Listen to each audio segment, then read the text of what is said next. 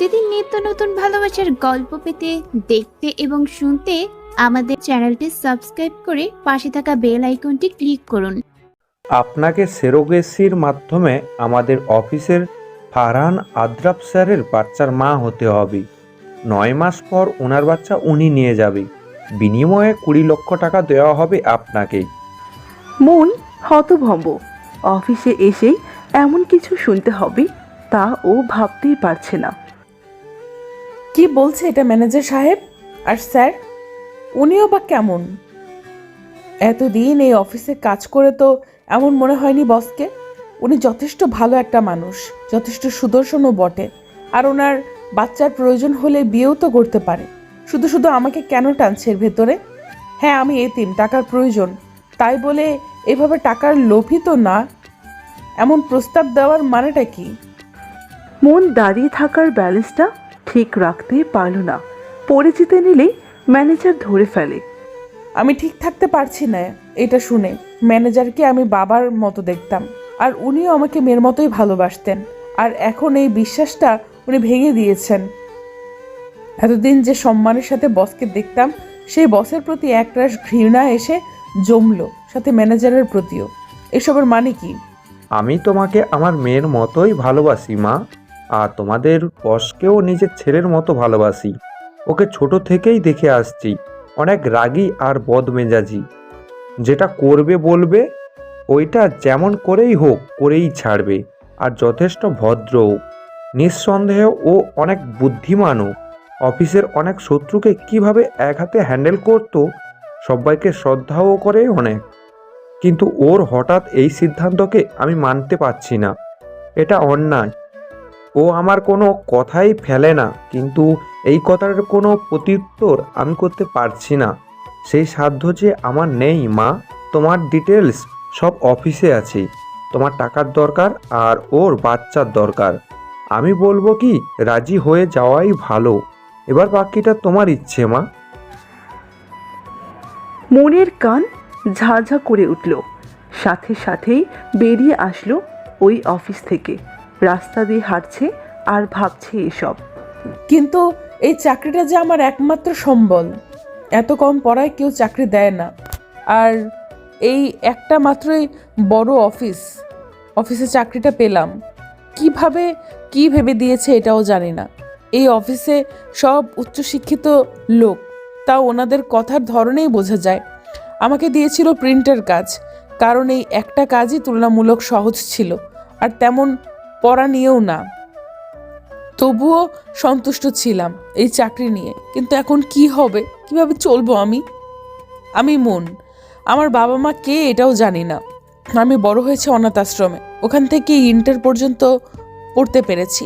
স্বাভাবিকভাবে ওখানে নিয়ম অনুসারে 18 বছর পার হওয়ার পর আমারও বের হয়ে যেতে হলো। 4 মাস আগেই আমার 18 বছর পূরণ হয়েছিল। ওখান থেকে বাইরেই কই যাব ভাবতে ভাবতে মেয়েদের একটা মেসে উঠেছিলাম। মেসে ওঠার আগে কিছু অগ্রিম টাকা দিতে হয়, কিন্তু আমার ওই অল্প টাকাও ছিল না। অনেক কষ্ট করে মেসে থাকার সুযোগ পেয়েছিলাম। বলেছিলাম আমাকে 1 মাস সময় দেওয়ার জন্য। তারপর লেগে গেলাম টিউশন অথবা যে কোনো ধরনের চাকরির খোঁজে। এই শহরে টিচারের অভাব নেই, তাই এত অল্প পড়াতে টিউশনই পাচ্ছিলাম না। একদিকে মেসে অনেকগুলো টাকা বাকি রয়ে গিয়েছিল। শেষবারের মতো উনি আমাকে 1 মাসের টাইম দিয়েছিল। আবার এদিকে অ্যাডমিশন টেস্ট আর অনার্সের ভর্তির তারিখের শেষ তারিখ চলে আসছে, আর এদিকে আমি টাকা জোগাড় করতে পারলাম না এখনো। কি করব ভেবে পাচ্ছি না। কিন্তু এখন এই চাকরিটাও যদি ছেড়ে দিতে হয়, কই যাব আমি? এসব ভাবতে ভাবতে সেন্সলেস হয়ে পড়ে মন। অন্যদিকে ফারহান আদ্রাফ গাড়ি নিয়েই বের হয়ে গিয়েছেন অফিস থেকে। মন বের হওয়ার সাথে সাথেই ও ওপরে তালার কাছে জানালা দিয়ে দেখছিল মনের তাড়াহুড়ো করে বের হওয়াটা। মনকে ফলো করার জন্যই ড্রাইভিং আস্তে করেছে ও। ফুটপাত দিয়ে হাঁটা মনকে অন্যমনস্ক লাগছে। হয়তো কিছুক্ষণ আগের বিষয়টা নিয়ে ভাবছে ও। কিন্তু ও জানে শেষ পর্যন্ত মন রাজি হবেই, এই শর্ত দিয়ে না হলেও অন্য আরেকটা শর্ত দিয়ে। কারণ ওর এখন টাকার ভীষণ দরকার। ড্রাইভিং করার ফাঁকে ভাবছে মেয়ে জাতিকে ও বিশ্বাস করতে পারবে না কোনোদিন। না হলে মনকে ও নিজের জীবনের সাথে একেবারে আবদ্ধ করে ফেলত। ওর যে ছোটকাল থেকে একটা ঘটনার জন্য মেয়ে জাতির ওপরে সব বিশ্বাস টুনকো হয়ে গিয়েছে। এইভাবে ওর যে মন মানে না, কিন্তু মন না মানলেও করতে যে হবেই। যে সম্পর্কের শুরুতে কোনো বিশ্বাস থাকবে না, সেই সম্পর্ক কিভাবে পূর্ণতা পাবে? এই বাচ্চাটার ভেতরে ও মনের অস্তিত্ব দেখবে। এসব ভাবতে ভাবতে একসময় খেয়াল করল মন ফুটপাতে লুটিয়ে পড়েছে। দ্রুত বেগে গাড়িটা চালিয়ে মনের পাশে যেতেই দেখল মন সেন্সলেস হয়ে পড়েছে। ততক্ষণে মানুষ ঘিরে ধরেছে ওকে, কয়েকজন পানি ছিটাও দিচ্ছে, কিন্তু মনের কোনো সাড়া নেই। ফারহান দ্রুত বেগে ওখানে গিয়ে মানুষকে সরিয়ে মনকে কোলে তুলে নিতেই কয়েকজন আটকে দেয়। ওরা বলে, আপনি কেটা? এভাবে হুটহাট একটা মেয়ে মানুষকে কোলেই বা কেন নিতেছেন? আদ্রাফ জানে এদের সাথে কথায় লাগলে আর ছুটতে পারবে না। মুখ ফসকে ওর জবাব বের হলো, অতি কাছের একজন। এটা বলে ও মনকে কোলে করে নিয়ে গাড়িতে উঠিয়ে নিল। ওই লোকগুলো আর কিছু বলল না। আদ্রাফ গাড়িতে উঠেই ও ড্রাইভিং সিটের পাশে মনকে বসিয়ে এক হাত জড়িয়ে ধরে রেখেছে, আর অন্য হাতে মোবাইল নিয়ে প্রথমেই ওর কাছের বন্ধু শুভ্রকে কল দিল। শুভ্র কল ধরতেই আদ্রাফ বলল, কই তুই? হাসপাতালে আছিস? ওই দিক থেকে শুভ্র হ্যাঁ বলতেই আদ্রাফ কল কেটে দিল। তার এখন অন্য কোনো দিকে খেয়াল নেই, তার একমাত্র খেয়াল মনের দিকেই। মোবাইল রেখে মনের মাথা নিজের এক হাতে জড়িয়ে ধরে অন্য হাতে ড্রাইভিং করতে লাগলো। তার এখন দ্রুত পৌঁছাতে হবে। হাসপাতালে পৌঁছানোর পর গাড়ি থেকে নেমে মনকে কোলে নিয়ে ওর বন্ধু শুভ্রর কেবিনের সামনে গিয়ে কল দিল। সব মানুষ তাকিয়ে আছে, কিন্তু আদ্রাফের সেদিকে খেয়াল নেই। শুভ্র কেবিন থেকে বের হয়ে বন্ধুর কোলে মেয়ে দেখেই অবাকের চরম পর্যায়ে চলে গেল। এটা কিভাবে সম্ভব? আদ্রাফের কোলে মেয়ে! যে ছেলে মেয়ে জাতিকে সহ্য করতে পারে না, সেই ছেলের কোলে মেয়ে। শুভ্র আদ্রাফের কাছে এসেই বলার জন্য মুখ খুলল, আরে দোস্ত, এটা কি দেখ? কথা সম্পূর্ণ হওয়ার আগে আদ্রাফের গম্ভীর মুখশ্রী দেখে চুপ হয়ে গেল।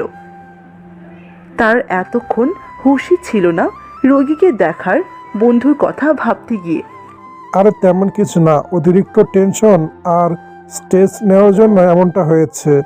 আর খাবারের অমনোযোগের জন্য ঠিকমতো খাবার খেলেই হবে। আর এখন আপাতত কিছু ওষুধ দিচ্ছি, এইসব চলুক। আদ্রাফ যেন হাফ ছেড়ে বাঁচল। এতক্ষণ তো ও নিজের ভেতরে ঠিক থাকতে পারছিল না। আদ্রাফ মনের পাশে বসে ওর এক হাত নিজের হাতের মুঠোয় নিল। কিছুক্ষণ তাকিয়ে থাকলো মনের দিকে। শুভ্রকে কিছু খাবার আনার ব্যবস্থা করতে বলল। শুভ্র তাই করল। তার হাসপাতালের কর্মচারীকে অর্ডার দিয়ে আসলো। আর ততক্ষণে আদ্রাফও উঠে এলো।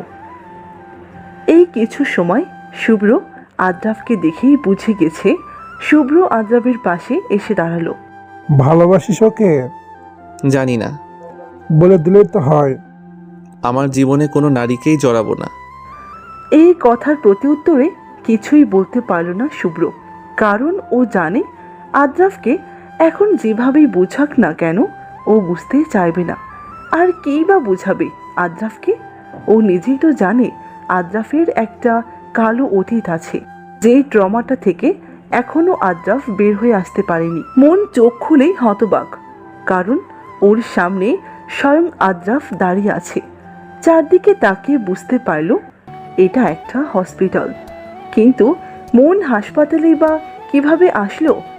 আর তার সামনেই বা ফারহান আদ্রাফ স্যার কেন আসবে? মন এটা ওর ভ্রম মনে করে চোখ বন্ধ করে আবার খুলল। না, এটা তো ভ্রমের মতো মনে হচ্ছে না। না, হয়তোবা মনের চোখের ভুল হতে পারে। যেই ভাবা সেই কাজ। বেড থেকে নেমে সোজা ওয়াশরুমে ঢুকে গেল। এদিকে আদ্রাফ হতভম্ব। এই মেয়ে কি পাগল নাকি? সেন্স ফিরেই পাগলের মতো করছে।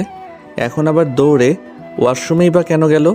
আমি ওয়াশরুম থেকে বেরিয়েই আধ বালতি পানি মেরে দিলাম ফারহান আদ্রাফ স্যারের গায়ে। What nonsense! আদ্রাফ রেগে চোখ মুখ লাল করে চিৎকার দিল। হিয়া আল্লাহ, তার মানে এটা ভ্রম নয়। কি করলাম এটা? নিজের মাথায় নিজেই বাড়ি মারতে ইচ্ছে করছে এখন। আদ্রাফ মনকে বিড়বিড় করতে দেখে আরেকটা জোরে ডাক দিল, আর এতে মনের কাঁপাকাঁপি শুরু হয়ে গেল। স্যার, স্যার, আমি এক্সট্রিমলি সরি, আমি আসলে বুঝতে পারিনি। আদ্রাফ আর কিছু না বলে দাঁতে দাঁত চেপে নিজের রাগ সংযত করে পাশের খাবারের প্যাকেটটা মনের হাতে দিল। খাবার ঠিক মতো খাবে আর অতিরিক্ত টেনশন করবে না। এখন এই খাবারগুলো খেয়ে নাও চটজলদি। ফারহানের এই কেয়ারনেস দেখে হঠাৎ মাথায় আসলো, আমি হসপিটালে কি করছি? এতক্ষণ এইসবের কারণে খেয়ালই ছিল না। আর এই ডাক্তারই বা কেন আসলো?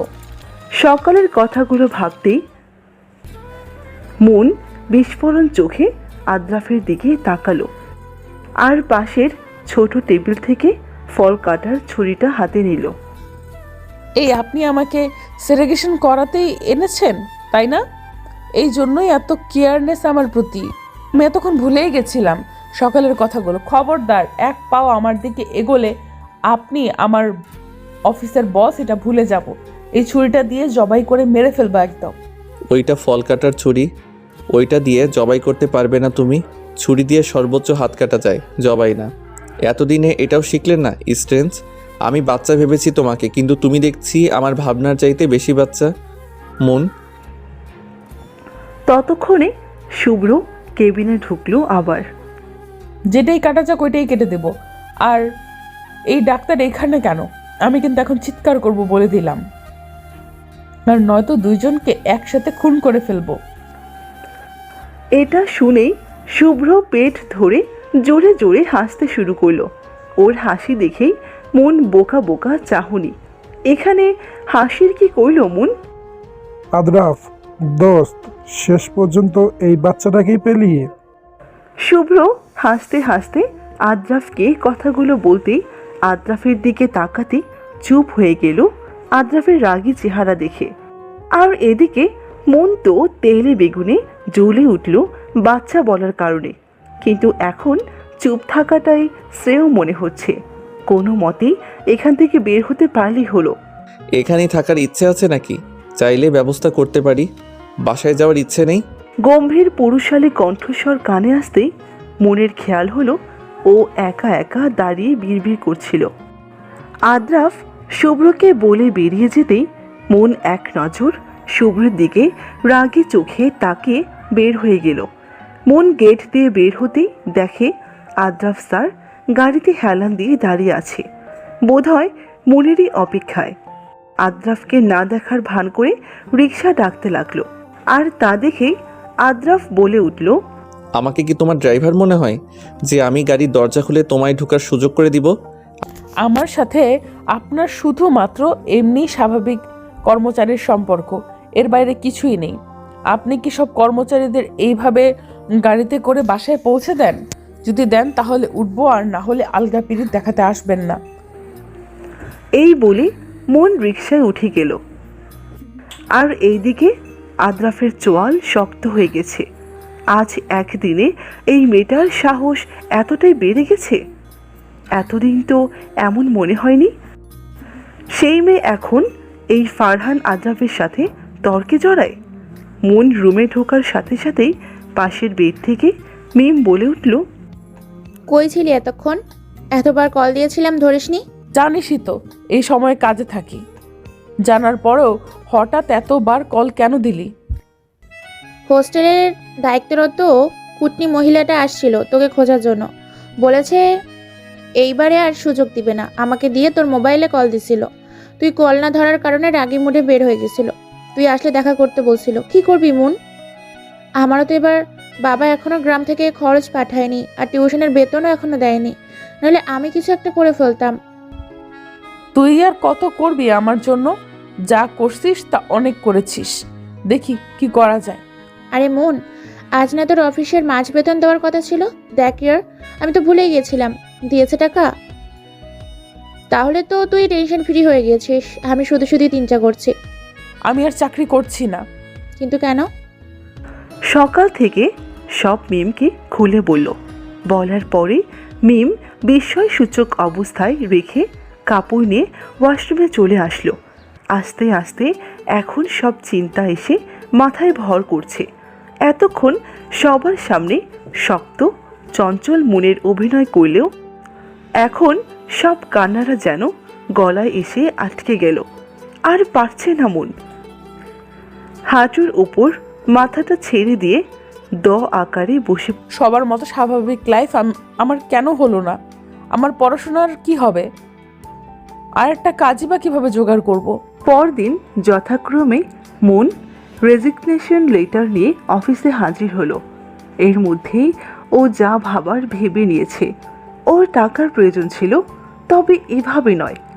অফিসে ঢুকেই জানতে পারল আজকে ফারহান আদ্রাফ স্যার কয়েকদিন অফিসে আসবে না। অফিসের কিছু কাজে বাইরে গিয়েছেন আজ সকালেই। ভালো থাকবেন আঙ্কেল, এতদিন মেয়ের মতো করে অনেক ভালোবাসা দিয়েছেন, এটার ঋণ কখনো শোধ করতে পারবো না। কিন্তু মা, এভাবে হুট করে এমন সিদ্ধান্ত? তোমার তো চাকরিটার ভীষণ প্রয়োজন। দরকার হলে খেটেই খাবো, মানুষের বাসায় কাজ করে খাবো, তবুও নিজের সম্মান নিয়ে কথা বলতে দিব না কাউকে। জানেন আঙ্কেল, আমি ছোটকাল থেকেই অনাথ। কোনো দিন বাবা মা কী জিনিসের মর্ম বুঝিনি। তাই তো কেউ একটু মা বলে কথা বললেই বাবার অনুভূতি আসতো আমার। আপনাকেও আমি বাবার মতোই ভাবি, সব সময় মনে রাখবো আপনাকে। আর একটা অনুরোধ আঙ্কেল, স্যার এই কয়দিন অফিসের খবর নিলে আমি চলে যাওয়ার কথাটা বলিয়েন না। উনি যেদিন অফিসে আসবে ওই দিনই বলিয়েন। আসি আঙ্কেল, ভালো থাকবেন। ম্যানেজার ছলো ছলো চোখে মনির যাওয়া দেখতে থাকলো। কিছুই বলতে পারল না। আজকালকার ছেলেমেয়েরা তো বাবার উপরেই পুরোপুরি নির্ভরশীল। প্রতিদিন তাদের টাকা চায়। বন্ধুদের সাথে আজ এখানে যাবে, কাল ওখানে যাবে, বাবার টাকা দিয়ে সব ফুর্তি করে। এত ছেলে মেয়েদের ভিড়ে মনের মতো এমন মেয়ে পাওয়া আজকাল ভাগ্যের ব্যাপার। মন রুমে এসেই মিমের পাশে বসলো। মিম ওর ব্যাগ গুছানোর পাশাপাশি মনের ব্যাগ গুছিয়ে রেখেছে। মন পাখি শোন, আমার টিউশনে আমি তোর কথাগুলো শুনে দুপুরে ছাত্রীর মায়ের কাছ থেকে কল করেছিলাম। বলেছি আমি আমার বাসায় চলে যাচ্ছি একবারের জন্য। তখনই উনি আমাকে বিকালে যেতে বলেছিল ওনার বাসায়। তুই ঘুমছিলি তাই আর ডাকিনি। আগের মাসের টাকাগুলো উনি যে কোনো কারণে দিতে পারেননি, আর এই মাসের টাকা সহ এখন মোট 2 মাসের টাকা দিয়ে দিয়েছে। আর জানিসই তো, এই টিউশনগুলো আমি শখের বশেই করতাম। আমার খরচ তো আমার বাবাই পাঠিয়ে দেয়। কালকে যাওয়ার সময় আমি তোর হোস্টেল ভাড়া দিয়ে দিব। আর বাবা মাকে কল করে বলছি আমি তোর কথা। ওনারা সব শুনে বলেছে তোকে সহ আমার সাথে নিয়ে যাওয়ার জন্য। এই ঢাকা শহরে নাকি তোকে দেখবে একটা মেয়ে। এবার সব ক্লিয়ার মন পাখি তোর? আর কোনো প্রশ্ন আছে তোর? এবার হাস একটু, মুখটাকে এমন হুতুম বাচ্চার মতো করে কেন রেখেছিস? তুই জানিস তোকে হাসলে কি স্নিগ্ধময়ী মায়াবতী লাগে? হঠাৎ মিমের ধাক্কায় নিজের সেন্স ফিরে পেল। কি রে মন, কই হারিয়ে গেছিলি? এতক্ষণ ধরে ডাকছি তোকে, তোর কোনো খবরই নাই। কি এত ভাবিস? ভাবছি তুই না থাকলে আমার যে কি হতো, হয়তো বা আমার কোনো অস্তিত্বই থাকতো না। এই মন এতদিনে শেষ হয়ে যেত। তোর মতো বোর্ডের মতো বান্ধবী পেয়ে আমি ভাগ্যবতী রে। আরে দূর পাগলি, তুই জানিস তোর চেয়ে আমি বেশি ভাগ্যবতী তোকে পেয়ে। জানিস আমার লাইফে তুই আসার আগে বাবা আমার জন্য পুরো মাসের টাকা একসাথে পাঠিয়ে দিত, কিন্তু আমি সেগুলো বন্ধুদের সাথে এইখানে ওখানে গিয়েছিলাম, 5 দিনে শেষ করে ফেলতাম। তারপর আবার টাকার জন্য বলতাম, আর বাবার একমাত্র মেয়ে হিসাবে যখন তখন টাকা দিয়ে দিত। এই নিয়ে মায়ের রাগের শেষ ছিল না, কারণ মেয়ে যখন যেটা খুঁজে তখন দিলে নাকি বেশি অভ্যেস খারাপ হয়ে যাবে। বাবাও আমাকে অনেক বোঝাতো, কিন্তু কথাগুলো আমি কানেই তুলতাম না। তুই আমার পাশে আসার পর আমি আস্তে আস্তে চেঞ্জ হতে শুরু করেছিলাম, কারণ তোকে দেখতাম সবসময় কোনো কাজ থেকে টাকা পেলেই ওগুলো কোনো এক কাজে লাগাবি, তা আগে থেকে হিসেব করে রাখতি, বাড়তি টাকা কোথাও খরচ করতি না। তখন বুঝলাম জীবন একজনের জন্য এক এক রকম। আমরা একই বয়সের হয়েও দুজন দুই মেরুর। তুই কত পরিশ্রম করিস আর আমি বাপের টাকা উড়াই বন্ধুদের সাথে। এরপর আমিও তোর দেখা দেখি টিউশন নিলাম, বাবা থেকে বাড়তি টাকা আর নিতাম না। বন্ধুদের সাথে এদিক ওদিক ঘোরাফেরা ছেড়ে দিয়েছি, গেলেও হিসেব করে। বাবা মাও আমার চেঞ্জের কারণ ধরতে পারেনি। কাল রাতেই বললাম তোর কথা। এই দিক দিয়ে কিন্তু আমি তোর চেয়েও ভাগ্যবতী মন পাখি। সত্যি জীবন এক একজনের জন্য এক এক রকম, এক একজন এক একভাবে জীবনটাকে উপভোগ করে। শোন, আমরা কিন্তু একই ভার্সিটিতে ট্রাই করবো অনার্সে, বুঝছিস? তুই টেনশন করিস না, আমি বাবাকে বলে দিয়েছি, এখন শুধু যাওয়ার পালা। মন মিমের দিকে আবারও তাকিয়ে মুচকি হাসি দিল। আচ্ছা মিম, আমাদের টিকিটের কি খবর? কয়টায়? আরে এসবের জন্য আমি আছি, তোর এক্সট্রা টেনশন নেওয়ার দরকার নেই। আর টিকিট নিয়ে ফেলেছি রাত 11টার। হোস্টেলের সব ভাড়া পরিশোধ করে সবাইকে বিদায় দিয়ে ব্যাগ নিয়ে মন আর মিম বেরিয়ে গেল হোস্টেল থেকে 9:30টায়। রিক্সা করে স্টেশনে যেতে আধ ঘন্টার মতো লাগবে। যেতে যেতেই দেখে নিচ্ছে প্রিয় শহরটাকে, যেই শহরে ছোটকাল থেকেই সব স্মৃতি। আদ্রাফ, আপনাকে আমি মনে প্রাণে ঘৃণা করি। আপনার জন্যই আজ আমি প্রিয় শহরটা ছেড়ে যাচ্ছিলাম। কিছুক্ষণ পর বাসে উঠল দুজনে। প্রায় যাত্রীরা নিজের আসন বাছাই করে বসে পড়ল। আস্তে আস্তে সব সিট পূর্ণ হলো। বাসও নিজের গন্তব্যের উদ্দেশ্যে ছুটতে লাগলো। মন জানালা দিয়ে শেষবারের মতো প্রিয় শহরটাকে দেখে নিচ্ছে। কত স্মৃতি এই শহরে। বাস যতই এগোচ্ছে ততই মনে হচ্ছে নিজের সবচেয়ে আপন কিছু হারিয়ে ফেলছে। নিজের অজান্তে চোখ দিয়ে পানি গড়িয়ে পড়ল। চট্টগ্রাম গিয়ে পৌঁছাতে প্রায় সকাল হয়ে আসে। বাস স্টেশনে ওদের নিয়ে এসেছেন মিমির বাবা। মিম বাস থেকে নামার সাথে সাথে বাবাকে দেখে দৌড়ে গিয়ে বাবাকে জড়িয়ে ধরল। আর ওর বাবাও এতদিন পর নিজের আদরের দুলালিকে দেখে পরম মমতায় মাথায় হাত বুলিয়ে দিচ্ছে। মনে হয় পৃথিবীর সবচাইতে সুন্দর দৃশ্যগুলোর মধ্যে এটি একটি। মেয়ে বাবাকে জড়িয়ে ধরে আর বাবা মেয়ের মাথায় পরম মমতায় হাত বুলিয়ে দেয়। মন ভাবতে থাকে, আমারও বাবা থাকলে এমন একটি সুন্দর মুহূর্ত হতো। আফসোস। কি রে মা, ওখানে দাঁড়িয়ে কেন? আস এখানে। মন একটা মুচকি হাসি দিয়ে এগিয়ে গেল। আসসালামু আলাইকুম আঙ্কেল, কেমন আছেন? ওয়ালাইকুম আসসালাম। আলহামদুলিল্লাহ ভালো মা, তুমি কেমন আছো? মা, মিমের থেকে তোমার কথা অনেক শুনেছি। আলহামদুলিল্লাহ ভালো আছি আঙ্কেল। এবার চলো, বেশি দেরি করলে মিমের মা আবার আস্ত রাখবে না। অনেকদিন পর তার মেয়েকে নাকি দেখবে। মিম, চলে আসো গাড়িতে। বাসায় পৌঁছেই মিমের মায়ের সাথে কৌশলাদি শেষ করে মিম আর মন রুমে আসলো। রুমটা বেশ সাজানো গুছানো। বোধহয় মিম আসবে তাই পরিপাটি করে রেখেছে। এই রুমে মন আর মিম একসাথেই থাকবে। মন, তুই আগে গিয়ে ফ্রেশ হয়ে তারপর আমি যাব। ততক্ষণে আমি আমাদের কাপড়গুলো গুছিয়ে রাখি। আচ্ছা। ফ্রেশ হয়ে বের হতেই দেখে মনের সব কাপড় ব্যাগ থেকে বের করে আলমারিতে গুছিয়ে রেখেছে মিম। বিছানায় বসতেই দরজা নক করার শব্দ। মন তাকিয়ে দেখে আন্টি দাঁড়িয়ে। আরে আন্টি, ভেতরে আসুন, বাইরে কেন দাঁড়িয়ে আছেন? আন্টি একটা মুচকি হাসি দিয়ে ভেতরে ঢুকলো। মিমের মতো এই পুরো পরিবারটাও অনেক ভালো। অবশ্য পরিবার বলতে শুধু মা বাবাই আছে, আর কেউ নেই। মা, তোমার কোনো সমস্যা হচ্ছে না তো এখানে? মিমের কাছ থেকে তোমার সব কথা শুনেছি। কোনো কিছুতে মন খারাপ করে থাকবে না। এখন থেকে আমরা আছি তোমার সাথে। নিজেকে আর একা ভাববে না, ঠিক আছে? মিম যেমন আমাদের মেয়ে, তেমনি তোমাকেও আমাদের মেয়ের মতন ধরে নিব। আর তুমিও সব শেয়ার করবে আমাদের সাথে। মনে করো আমরাই তোমার আর একটা মা বাবা। আন্টির কথা শুনে মনে হলো নিজেরই মায়ের ঘ্রাণ পাচ্ছে মন। চোখ দিয়ে দুফোঁটা পানি গড়িয়ে পড়ল। এই কান্না যে খুশির কান্না। কে বলেছে জীবন কঠিন?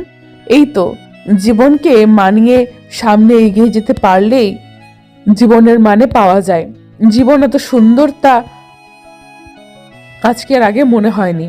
এই দেখুন, আমি একটা পরিবার পেলাম, আবার মায়ের মতো আন্টি আর বাবার মতো একটা আঙ্কেল পেলাম, আর একটা বোন সমান বান্ধবী পেলাম।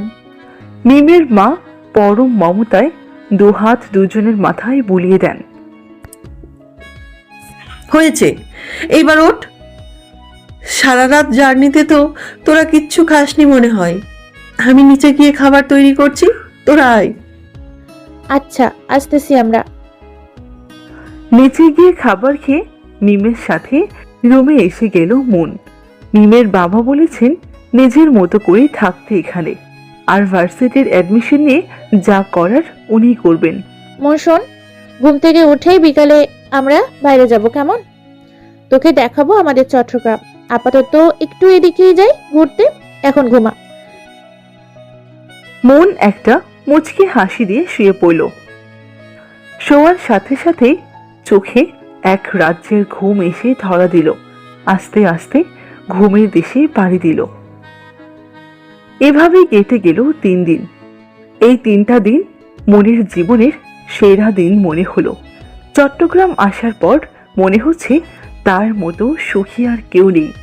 2 দিন পর নতুন ভার্সিটিতে যাবে মন। মিমের বাবা সব ব্যবস্থা করে ফেলেছেন। অন্যদিকে আদ্রাফের আজ খুশির দিন। এতদিন অনেক কষ্ট করে নিজেকে ওখানে মানিয়েছিল সে। এই 5 দিন ওর মনে হয়েছিল কয়েকশো দিনের মতো।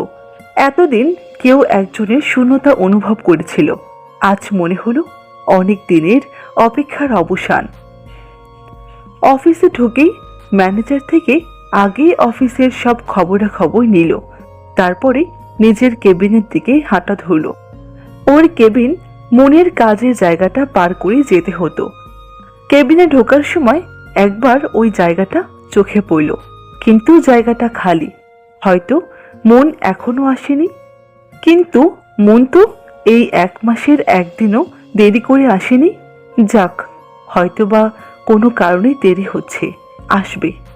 তবুও কিছু একটা শূন্যতা অনুভব হচ্ছে আদ্রাফের। আজ ভাবতে ভাবতেই চেয়ারে গা এলিয়ে দিল আদ্রাফ। কাল রাতে ডিল কনফার্ম করে রওনা দিয়েছিল ঢাকার উদ্দেশ্যে। মাঝরাতে পৌঁছেছিল। অন্য সময় হলে কোনোদিনও এই দিনে অফিসে আসতো না ও, কিন্তু আজ এসেছে কোনো একটা বিশেষ কারণে, যেটা না করলে ওর মন শান্তি পাবে না। ভীষণ টায়ার্ড লাগছে ওর। স্যার, আসতে পারি? আঙ্কেল, আপনাকে কয়বার বলবো আমাকে স্যার না ডাকার জন্য? আমি আপনার ছেলেরই মতো। আচ্ছা বাবা, আসলে আমি একটা কথা বলার জন্য এসেছি। জি বলুন আঙ্কেল। আসলে আঙ্কেল, ভয় পাওয়ার কি আছে? অফিসে কোনো কিছুর ভুল হয়েছে? আপনাকে আমি আমার বাবার মতোই দেখি। কোনোদিন কোনো ভুল নিয়ে আপনার উপর আওয়াজ করে কথা বলেছি? আপনি নিশ্চিন্তে থাকুন, বলে ফেলুন। কোনো ভুল হলে আমি সমাধানের ব্যবস্থা করছি। আসলে তা না তো এটা মনের রেজিগনেশনের লেটার। ও আপনি বাইরে যাওয়ার দিনই চাকরি ছেড়ে দিয়েছে।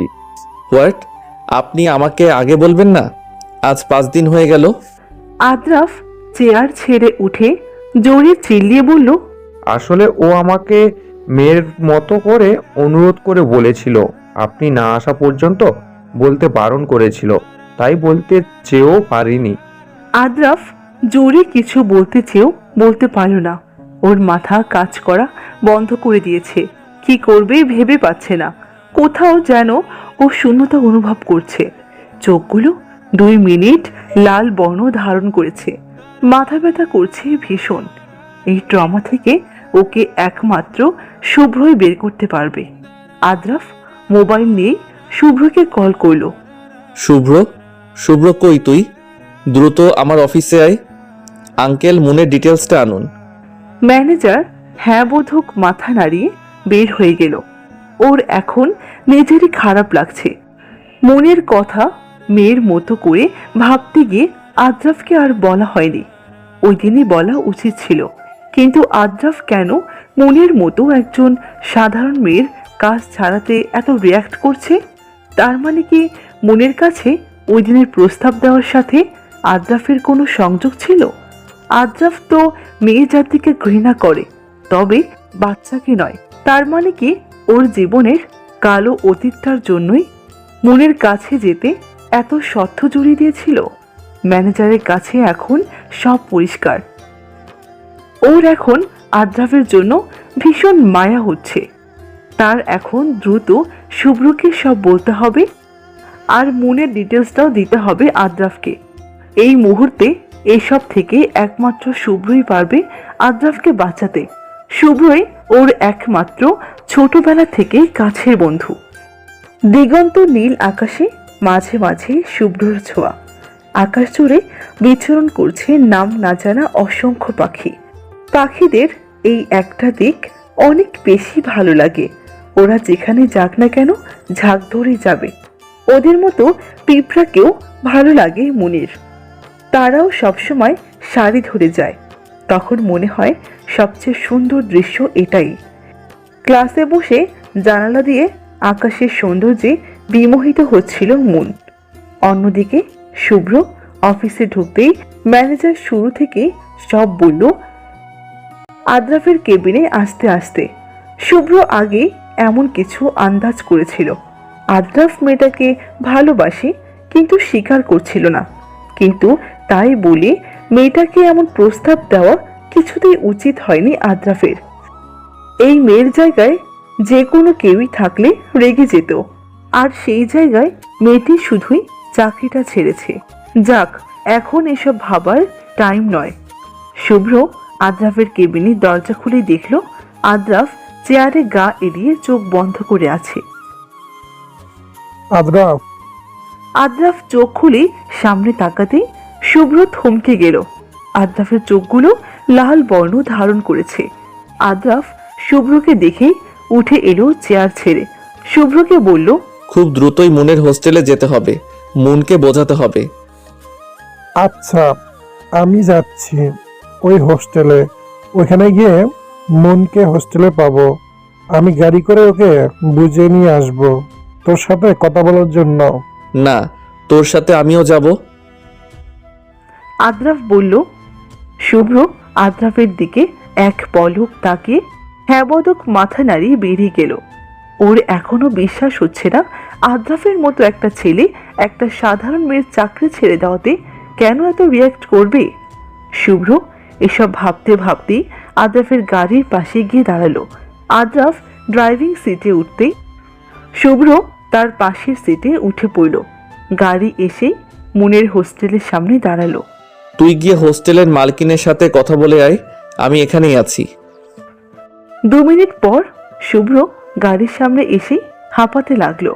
তা দেখে আদ্রাফ গাড়ি থেকে বেরিয়ে এলো। আদ্রাফ, মন আর ওর রুমমেট 5 দিন আগেই হোস্টেল ছেড়ে দিয়েছে। কি? শুভ্র মাথা নিচু করে ফেলল। আদ্রাফের মাথা কাজ করা বন্ধ করে দিয়েছে। কি করবে ও ভেবে পাচ্ছে না। তুই চিন্তা করিস না আদ্রাফ, আমরা ঠিকই খুঁজে পাবো মনের। শুভ্রের কথায় কিছুটা হলেও শান্ত হলো আদ্রাফ। তার এই ভাই সমান বন্ধুটি ঠিকই খোঁজ দিবে মুনের। আচ্ছা, মুনের জন্য আদ্রাফের এমন পড়ছে কেন? ও তো নারী জাতিকে ঘৃণা করে।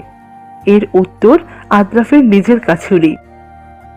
সেদিন তো পুরোটা দিন শুভ্র মুনের খোঁজের চেষ্টা করল। এরপরে 2 দিনও মুনের স্কুল কলেজ সব জায়গাতে গিয়ে দেখল, কিন্তু কেউই মুনের খোঁজ দিতে পারল না। আর এইদিকে আদ্রাফের বেহাল অবস্থা।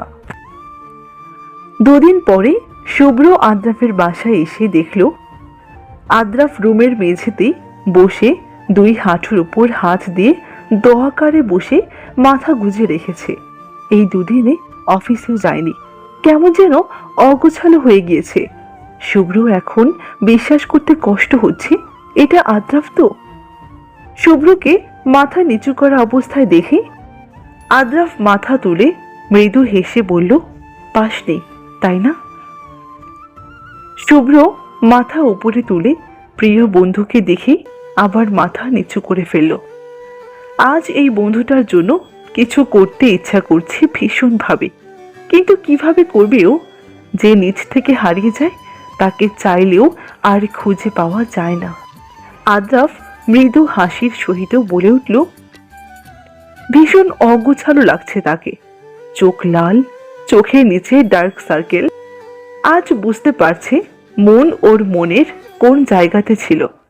এখন শুধু আফসোস ছাড়া আর কিছুই করার উপায় নেই।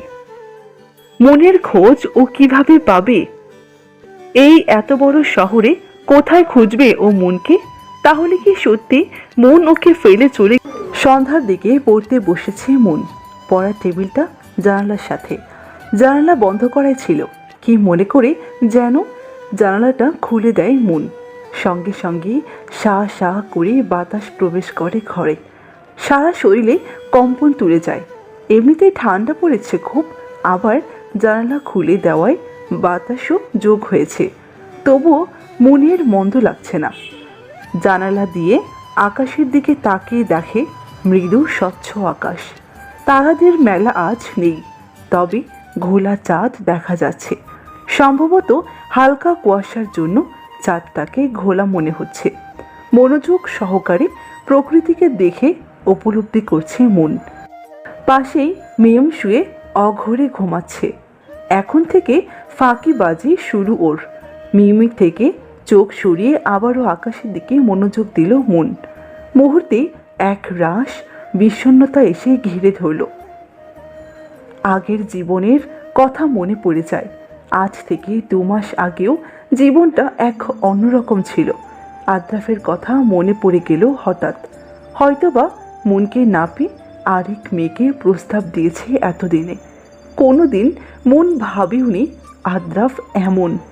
চট্টগ্রামের জীবন মন্দ কাটছে না, তবু কিছু তিক্ত স্মৃতির কথা মনে পড়ে যায়। আজ ঢাকায় থাকলে তার জীবনটা কেমন হতো? আচ্ছা, আদ্রাফ এমন প্রস্তাব কেন দিয়েছিল? ও তো চাইলে স্যারোগেশন ছাড়াও জোর করতে পারত, আর তা যে কোনো মেয়েকেই। এই প্রস্তাবটার জন্য মনকে বা কেন পছন্দ করলো? আদ্রাফ কি কোনোভাবেই মেয়েদের সংস্পর্শে আসতে চাইতো না? আর ম্যানেজার থেকেই শুনেছে ওর জীবনে কোনো একটা বিষাক্ত অতীত ছিল। তার মানে কি ওই অতীতটা নারী জাতি নিয়েছিল? তার কাছে এখন পানির মতো সব পরিষ্কার, শুধু অতীতটা অজানা। তবুও কোনো মেয়েকে এমন একটা প্রস্তাব দেওয়া মোটেও সম্মানজনক নয়, তাও যদি মনের মতো এতিম মেয়েকে। ও কি জানতো না মনের এই ঢাকা শহরে চলার মতো কিছুই ছিল না? তারপরও মন মনে মনে বলতে থাকে, আচ্ছা, আমি কেন ওনার কথা এত ভাবছি?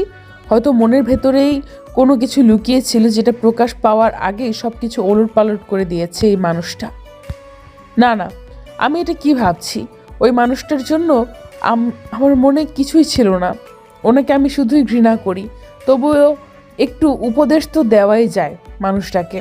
হয়তো বা মানবে না, তবুও বলতে তো দ্বিধা নেই, যাতে করে অন্য কোনো মেয়েকে যেন আর এমন প্রস্তাব না দেয়। আমি কালকেই এই চিঠিটা পাঠাবো। কিন্তু মন তো এটা জানে না তার অনুপস্থিতিতে আদ্রাফ অন্য কোনো মেয়েকে নয়, বরং মনকে নিয়ে ভাবতে ভাবতে তিলে তিলে শেষ হয়ে যাচ্ছে। কিরে, কি ভাবিস এত?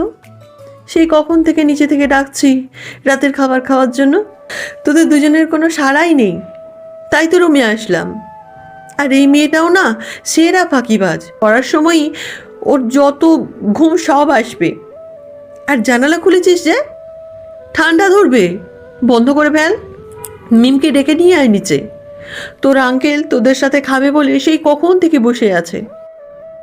আমি মিমকে নিয়ে আসছি, তুমি যাও। আয় দ্রুত। মন জানালাটা বন্ধ করে মিমকে ডেকে নিয়ে নিচে চলে গেল। সারাদিন যতই হাসি খুশি থাকুক না কেন, রাত হলেই সব মনে পড়বে। যতই ভুলে থাকতে চায় ততই সামনে আসে সব। রাত হলেই অতীতটা তাকে ঘিরে ধরে। তবু সবার সামনে শক্ত মনের হয়ে থাকে মন। যেন সব ভুলে গিয়েছে অতি তাড়াতাড়ি, অন্তত আর কারো সামনে না হোক। এই মানুষগুলোর সামনে সব ভুলে থাকতে হবে মনের, কারণ এদের কাছে যে মন ভীষণভাবে ঋণী। আদ্রাফ মাথা ধরে দুলো দুলো পায়ে হেঁটে অফিসে প্রবেশ করল। ম্যানেজার দেখে ধরার জন্য এগিয়ে আসলে আদ্রাফ হাত দিয়ে ইশারায় বলল, ও ঠিক আছে। আদ্রাফ কেবিনে প্রবেশ করার সময় মনের কাজের জায়গাটা চোখে পড়ে। মনের জায়গায় এখন অন্য কেউ বসা। ওই জায়গায় বসে কতবারই মনকে কাজ করতে দেখেছে। মজার ব্যাপার হলো, একটা সময় মন নিজেই আদ্রাফকে লুকিয়ে দেখত।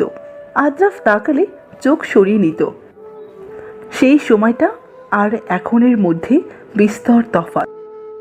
সেই চঞ্চল স্নিগ্ধ মুখ এখন হঠাৎ শুধু চোখের সামনেই ভাসে, বাস্তবে আর এখন দৃশ্যমান হয় না। বুক চেড়ে একটা দীর্ঘশ্বাস বেরিয়ে আসে আদ্রাফের। মন চলে যাওয়ার আগে এতটা খারাপ কখনোই লাগেনি আদ্রাফের, যতটা আজ এখন লাগছে। আদ্রাফ কেবিনে প্রবেশ করে চেয়ারে মাথা ধরে বসে পড়ল। সব কিছুই এখন স্বাভাবিক, শুধু স্বাভাবিক নয় আদ্রাফ।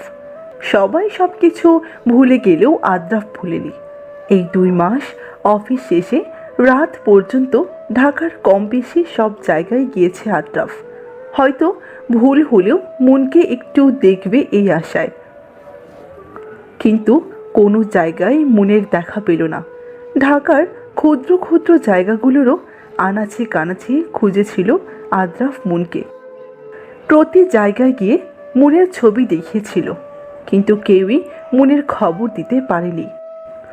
এক মুহূর্তের জন্য মনে হলো সব কিছু ছেড়ে ছুঁড়ে মনের কাছে চলে যেতে। চোখ বন্ধ করলেই মনের মুখ ভেসে ওঠে। সারা দিন রাত এখন শুধু বিষণ্ণতা লাগে। হতাশা ঘিরে ধরেছে আদ্রাফকে। সব কিছুই এখন বিষাদ লাগে, প্রচণ্ড বিষাদ। স্যার, আসতে পারি? আদ্রাফ চেয়ারে মাথা এলিয়ে চোখ বন্ধ করেই ছিল। কর্মচারীর ডাকে চোখ খুলেই হাতের ইশারায় ডাকলো। স্যার, আপনার নামে একটা চিঠি এসেছে। চিঠি? আমার নামে অফিসে কে চিঠি দিবে? সামনাসামনি তো বলতে পারে। প্রেরককে? স্যার, প্রেরকের নাম ঠিকানা কিছুই উল্লেখ করেনি, শুধু আপনার নামটা আর অফিসের অ্যাড্রেসটাই দেওয়া। আচ্ছা, টেবিলের উপর রেখে যাও। ছেলেটি হ্যাঁ বোধক মাথা নাড়িয়ে চিঠি আদ্রাফের সামনে রেখে বেরিয়ে গেল। আদ্রাফ চিঠিটা হাতে তুলে নিল। নীল মোলাটের একটা খাম। কে দিবে এমন চিঠি, নিজের নাম ঠিকানা না দিয়ে? আদ্রাফ চিঠিটা খুলেই পড়তে শুরু করলো। আসসালামু আলাইকুম, কেমন আছেন ফারহান আদ্রাফ স্যার? আশা করি ভালো আছেন। কিছু কথা বলার জন্যই আপনাকে চিঠিটা লেখা। হয়তোবা চিঠি খোলার আগে চেনেননি, কিন্তু এই 2 লাইন পড়েই চিনে ফেলেছেন চিঠির দাতাটা কে হতে পারে। আচ্ছা, তবুও পরিচয় দিয়ে দিচ্ছি। আমি মুন, আপনার অফিসে 1 মাস চাকরি করেছিলাম। মনে আছে আপনার? হয়তোবা মনে পড়েছে। জানেন, আমার আপনজন বলতে কেউ ছিল না এই পৃথিবীতে। আপনার প্রস্তাবটা শোনার পর এক মুহূর্তের জন্য মনে হয়েছিল মারা যাই, কারণ বেঁচে থাকলে ওই শহরে আপনার থেকে লুকিয়ে থাকতে পারতাম না। চাকরির খোঁজে বের হতেই হতো আমার। তবুও ওই সময়ে আমার জীবনে একটা মানুষ ছিল, তার জন্যই আজ আমার আর একটা নতুন সকালের সূচনা হয়েছে। আপনার কি মনে হয়, আপনি কি মনে করেছিলেন টাকার জন্য সবাই সব কিছু করতে পারে? এটা আপনার ভুল ধারণা। সবাই এক নয়। আপনার এই অশালীন প্রস্তাবটা শুনে আমার ভীষণ রাগ হয়েছিল সেদিন। এটা যে কোনো মেয়ের জন্যই অসম্মানজনক। একটা মেয়ে সমাজে ভালোভাবে বাস করলেও তার থেকে কোনো না কোনো দিন কথা শুনতেই হয়। নারীদের ভালোভাবে কোনো স্বাধীনতা নেই। কোনো মেয়ে পড়ালেখা শেষ করে বিয়ে করতে গেলেও দোষ।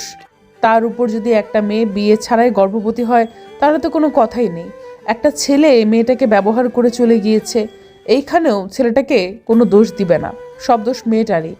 আর আপনার প্রস্তাব অনুযায়ী কোনো মেয়ে যদিও বা এমন করে, তাহলে ওই ছেলেটার প্রতিনিয়ত কথা শুনবে মানুষের কাছ থেকে। একটা শব্দই এক জঘন্য। জানেন, পৃথিবীতে কিন্তু সব মেয়ে এক নয়। সব মেয়েকে এক পাল্লায় মাপবেন না। আপনি এমন প্রস্তাব আর কোনো মেয়েকেই দিতেন না, যেন না দেন, এই জন্যই চিঠিটা লেখা। আমার জীবনটা আপনি ওই এক মুহূর্তের মধ্যে ওলটপালট করে দিয়েছিলেন। যাই হোক, হয়তোবা চিঠিটা অগোছালো হয়েছে, তবুও মূল কথা যেটা বোঝাতে চেয়েছে আশা করি বুঝেছেন। ভালো থাকবেন। আদ্রাফ চিঠিটা পড়ে স্তব্ধ। যাকে এতদিন যাবৎ খুঁজে চলেছে তারই চিঠি। চিঠিটা পড়ে আবারও এক রাশ হতাশা এসে ঘিরে ধরল। সে তো মাজাদিকে ঘৃণা করে, তবে আর সব মেয়েকে তো যথেষ্ট সম্মান করে। মন ওকে খারাপ ভেবেছে। আদ্রাফ চিঠিটা নিয়ে উল্টে পাল্টে দেখল, না, চিঠিতে কোনো ঠিকানা নেই। একবার যদি মনের সামনে দাঁড়াতে পারতো। কিছুই ভালো লাগছে না আদ্রাফের।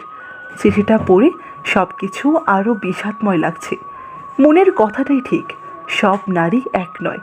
সবাই যদি এক হতো তাহলে এই শহরে এত ভালো ভালো মা থাকতো না। অন্যায় করেছে সে। একজনের শাস্তি আরেকজনকে কেন দিতে চেয়েছে এসে? মেয়েটার জীবনটাই তছনছ করে দিল।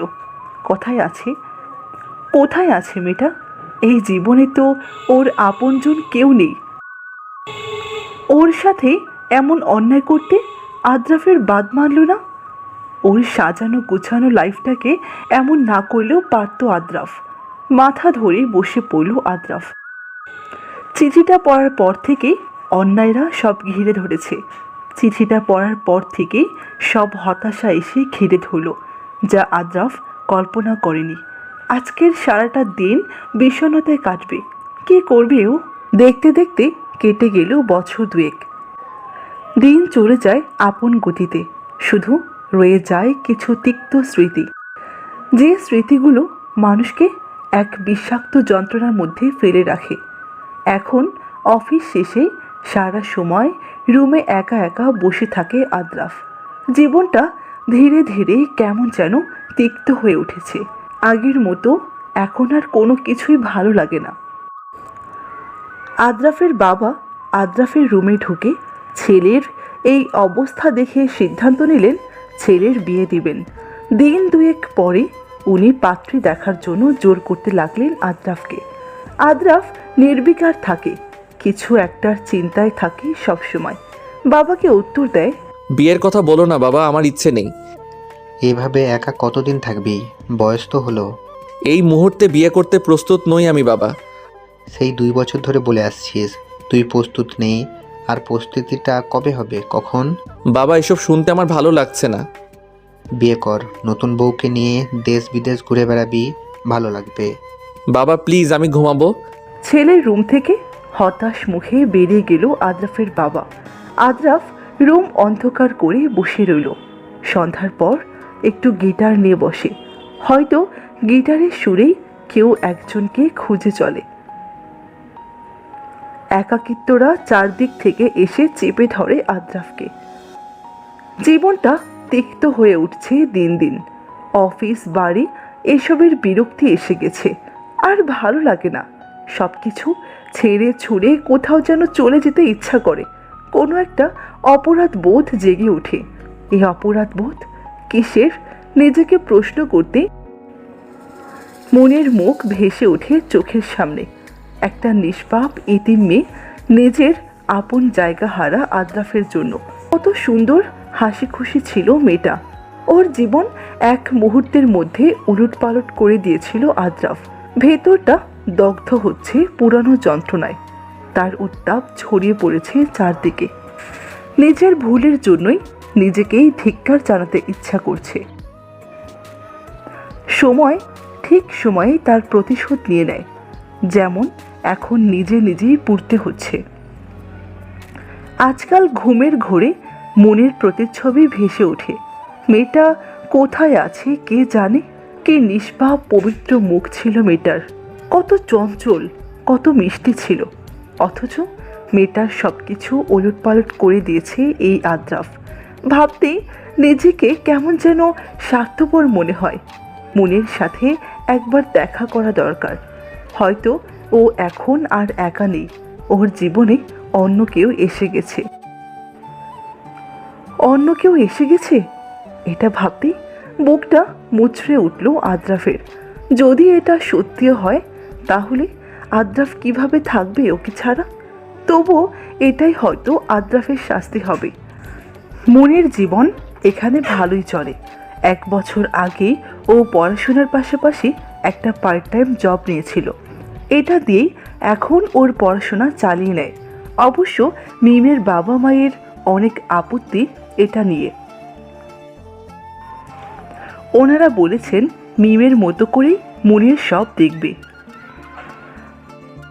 আজকে ক্লাসে প্ল্যান হয়েছিল কলেজ থেকে একটা ট্যুর দেওয়ার। ট্যুরের প্ল্যান হচ্ছে চট্টগ্রামের মহামায়া লেক, মিরসরাই উপজেলায় অবস্থিত। এটা থাই গ্লাসের কাঁচ ভেদ করে সূর্যের রোদের আলো আদ্রাফের বিছানায় এসে ঘাপটি মেরে বসে আছে। লেপের ভেতর থেকে মাথা বের করে চোখ বন্ধ করে আড়মোড়া ভাঙে আদ্রাফ। আস্তে আস্তে চোখ খুলে জানালার দিকে তাকিয়ে একটা হাই তুলে কাল রাতে এসে শুয়ে পড়েছিল। অনেক মাস পর শুভ্র আর বাকি বন্ধুরা একটা পার্টির আয়োজন করেছিল, সেই সুবাদে ওখানে যাওয়া। জানালার পর্দাও দিতে মনে ছিল না, যার দরুন ঘরে সূর্যের আলো প্রবেশ করতে পেরেছে। অবশ্য এমন মিষ্টি রোদ আদ্রাফের খারাপ লাগছে না, বরং অলস্যকে আরও বাড়িয়ে দিচ্ছে। শীতের দিনে নরম বিছানা সঙ্গে এমন মিষ্টি রোদ, কারই বা উঠতে ইচ্ছা করবে এমন আরামের ঘুম ছেড়ে? তবে এখন আলস্যটাকে প্রাধান্য দিলে চলবে না, শুভ্রদের সাথে দেখা করতে হবে। তারপর অফিসে। অবশ্য অফিসে না গেলেও চলবে, কিন্তু শুভ্রদের সাথে দেখা করতেই হবে। ওদের না জানে কি জরুরি কথা আছে, তাই আলস্যটাকে ত্যাগ করে আদ্রাফ উঠে পড়ল বিছানা ছেড়ে। ফ্রেশ হয়ে একদম রেডি হয়ে অফিসের উদ্দেশ্যে বের হয়ে গেল আদ্রাফ। হাত ঘড়িতে সময় দেখে নেয় অলরেডি 10 মিনিট লেট, যেতে এখনও আরও 20 মিনিটের মতো লাগবে। এর মাঝে ট্রাফিক জ্যামে আটকে পড়ল। ট্রাফিক জ্যামের আশপাশটা দেখছিল আদ্রাফ। হুট করে ফুটপাতে চোখ পড়ল। মেয়েটা আগে আগে হাঁটছে আর ছেলেটা মেয়েটার পরেই দৌড়াচ্ছে। বোঝা যাচ্ছে মেয়েটা কোনো কিছু নিয়ে রাগ করেছে ওই ছেলেটার সাথে। মেয়েটা বোধহয় অনেক রাগী। এসব দেখতে দেখতে আনমনে হেসে উঠল আদ্রাফ। আদ্রাফ রেস্টুরেন্টে ঢুকেই দেখতে পেল ওর বন্ধুরা হাজির। ও একটা চেয়ার টেনে বসে পড়ল। শুভ্র ওকে দেখে বলল, মন খারাপ নাকি তোর? না, আমি ঠিক আছি। বল তোরা, কি এত জরুরি কথা? এটা শুনেই শুভ্র আবারও বলে উঠল, দোস্ত, অনেকদিন হয় না কোথাও ট্যুর দেওয়া হয়নি, চল একটু ট্যুর দেওয়া যাক, তোর মাইন্ডও ফ্রেশ হবে। আদ্রাফ চেয়ারে বেঁকিয়ে বসেছিল। ওর কথা শুনে সোজা হয়ে বসল। ওর নিজেরও ইচ্ছে হলো ওদের সঙ্গ দেওয়ার। অন্তত মাইন্ডটা ফ্রেশ হবে আর মনের ভূত মাথা থেকে নামবে কিছু সময়ের জন্য হলেও। আদ্রাফও ওদের সম্মতি দিয়ে বলল, তা ঠিক বলেছিস। বল, ট্যুরের প্ল্যান কোন জায়গায়? অনেক জায়গায় তো ঘুরলাম, এবার না হয় চট্টগ্রামে কোথাও ট্যুর দেই। আহান উৎসুক হয়ে বলল উঠল। হ্যাঁ, তা ঠিক বলেছিস। এবার চট্টগ্রামে হয়ে যাক ট্যুর। তা চট্টগ্রামের কোন পিকনিক স্পটে ঘোরার প্ল্যান করেছিস? চট্টগ্রামের মহামায়া লেকে যাই এবার। সবাই সম্মতি জানালো। তাহলে 19 তারিখ রাতে আমরা গাড়ি উঠছি, 20 তারিখ ওখানে মহামায়া লেকে পারফেক্ট টাইমে পৌঁছে যাব। সবাই সম্মতি জানে আড্ডা শুরু করে দিল। মূলত এই ট্যুরটা আদ্রাফের জন্যই করেছিল শুভ্র, যাতে করে আদ্রাফের মন মানসিকতা একটু ফ্রেশ হয়। 19 তারিখ যথাসময়ে আদ্রাফ, শুভ্র আর বাকিরা সবাই স্টেশনে পৌঁছালো। সকালেই পৌঁছে গেল ওরা সবাই চট্টগ্রামে। তারা সবাই গাড়ি থেকে নেমে একটা রেস্টুরেন্ট থেকে নাস্তা সেরে হোটেলে গেল একটু ফ্রেশ হওয়ার জন্য। মূলত হোটেল অনলাইনে আগে থেকে বুক করে রেখেছিল শুভ্র। সবাই এক এক করে হোটেলে স্ব রুমে গিয়ে ফ্রেশ হয়ে নিল। তারপরে এক এক করে সঠিক টাইমে বের হয়ে এলো মহামায়া লেকের উদ্দেশ্যে। অন্যদিকে মিম আর মুন দুজনেই অনেক এক্সাইটেড, কারণ অবশেষে অনেকদিন পর তাদের স্বাদের দিনটা এলো।